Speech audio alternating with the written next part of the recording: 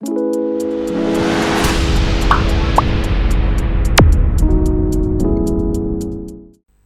बच्चों, कैसे हो सब अच्छे होंगे। तो चलिए आज का हम अपना अध्याय आरंभ करते हैं। आज हम पढ़ेंगे संवाद लेखन के बारे में। संवाद का मतलब क्या होता है? बातचीत। जब दो व्यक्ति अपने किसी एक विषय पर बातचीत करें, अपने अपने वो मत दे रहे हैं आपस में बातचीत करके, तो उसको हम क्या बोलेंगे? संवाद। तो चलिए पढ़ते हैं हम संवाद। देखो बच्चों, संवाद से अभिप्राय है बातचीत। हम संवाद या बातचीत के जरिए अपनी बात को दूसरों से कहते हैं तथा दूसरों की बात को स्वयं ग्रहण करते हैं। कुछ संवादों के उदाहरण यहाँ दिए जा रहे हैं। जैसे देखो, दो किसानों के बीच संवाद है, वार्तालाप। देखो राजन और श्याम। देखो राजन बोलता है, सुनाओ भाई कौन सी फसल बोने की तैयारी है। श्याम बोलता है, भाई ज्वार और बाजरा ही बोना है। राजन, क्यों, चावल की फसल नहीं उगानी क्या? श्याम, नहीं भाई, चावल की फसल के लिए पानी बहुत अधिक चाहिए, हमारे इलाके में पानी की काफी कमी है। राजन, क्या सिंचाई के उपयुक्त साधन उपलब्ध नहीं है? श्याम, नलकूप ही हमारे यहाँ सिंचाई का प्रमुख साधन है, इसीलिए भूमिगत जल के बचाव के लिए चावल जैसी फसल उगाना उचित नहीं है।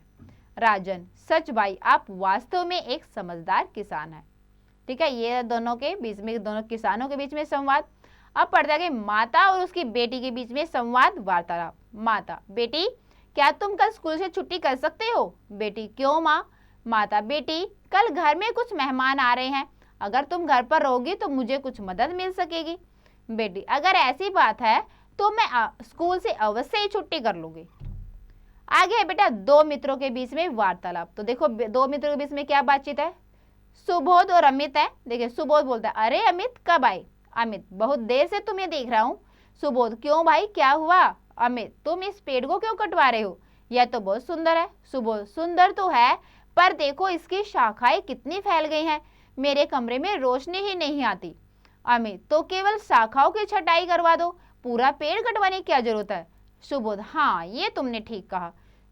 अमित, इससे धूप भी आएगी और पेड़ भी बच जाएगा।